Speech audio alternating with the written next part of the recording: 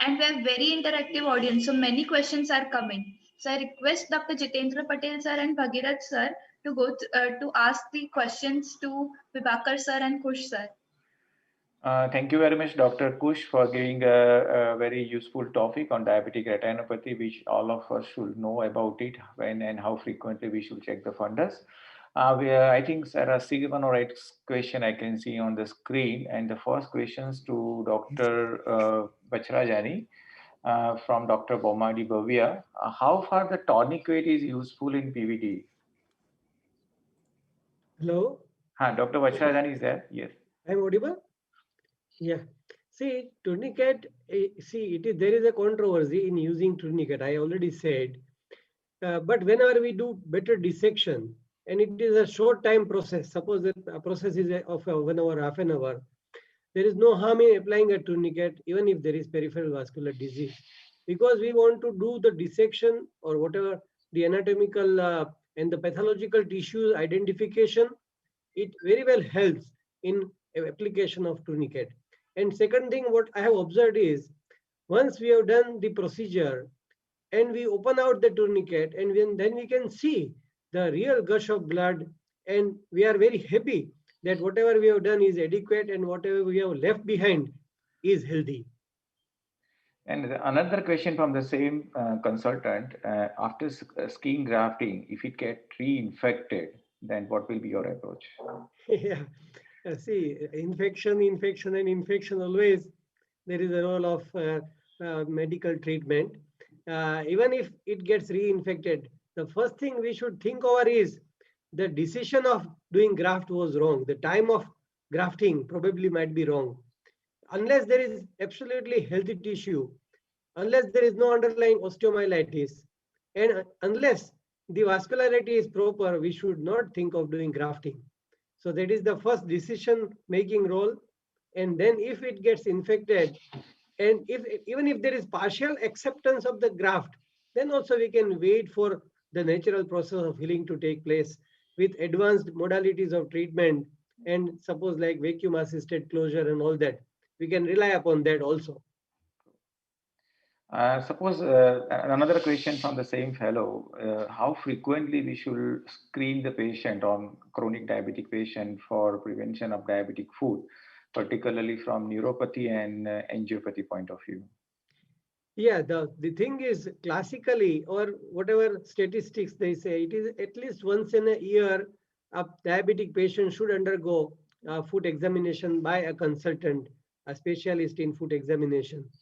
Uh, but uh, but the physicians can every time examine the pulsations, at least the pulsations, dorsalis, pedis, and posterior tibial pulsations can very well be palpated every visit by a diabetologist or a family physician.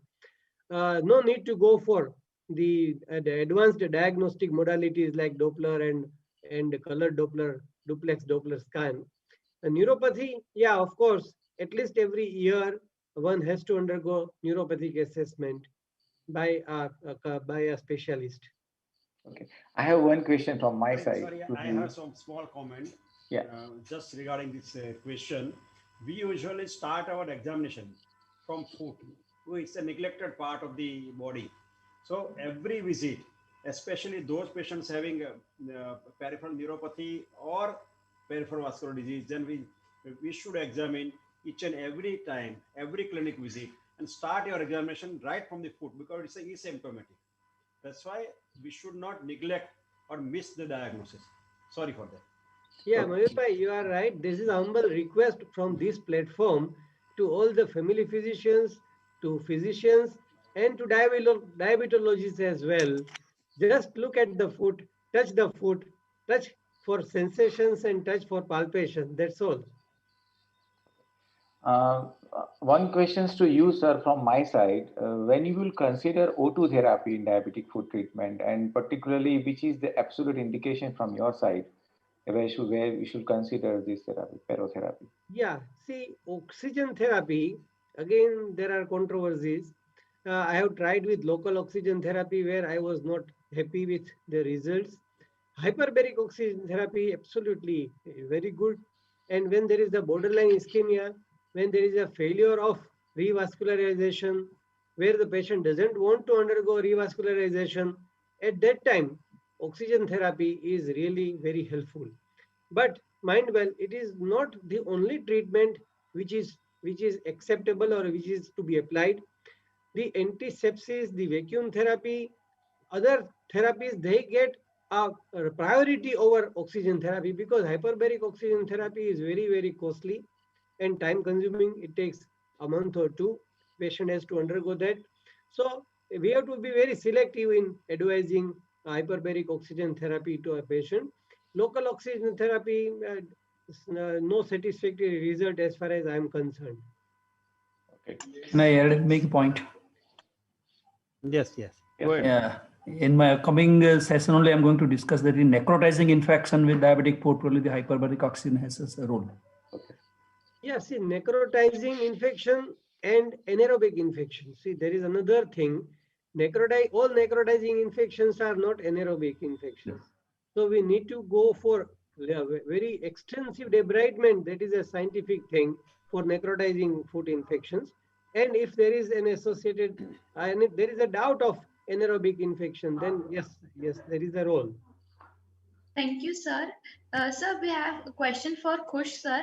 That are there any chances of developing recurrent diabetic macular edema even after treating diabetic retinopathy? Yes, it is a very good question.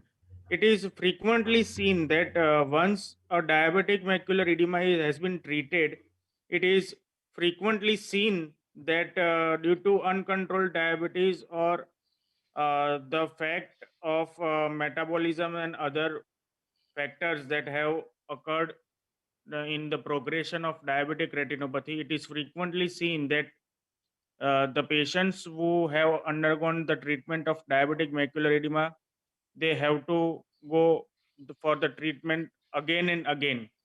So that's why we stress on the fact that once you have been treated, it is at most importance that you go for the follow-up for the retina specialist and have detailed fundus examinations. In addition, a word of caution while using pioglitazone. If patient is on pioglitazone, there are chances that he may develop macular edema. And if he is not off the pioglitazone, then recurrent chances of developing macular edema. Yes, that's why we generally tend ask the patients to have regular follow-ups on regular basis so that we can evaluate and do the treatment if indicated for the patient.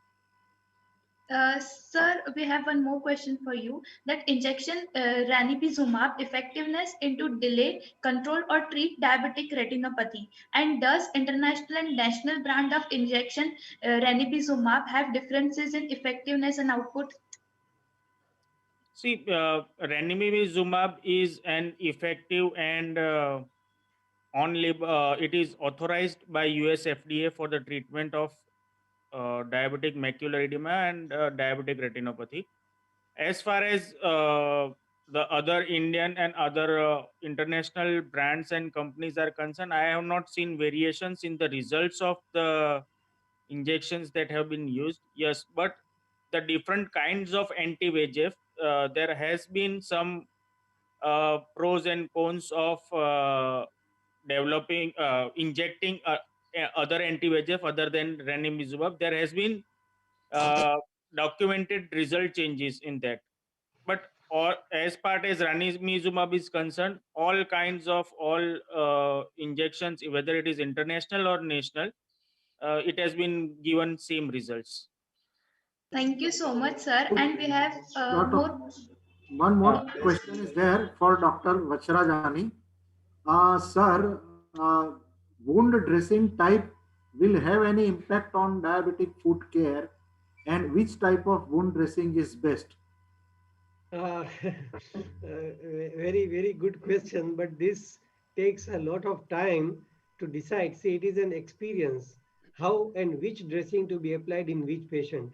Let me tell you, I have gone through the whole literature and I have written a book on science of wound healing and dressing materials. So it becomes very difficult for me to give it in 2 words or 2 sentences.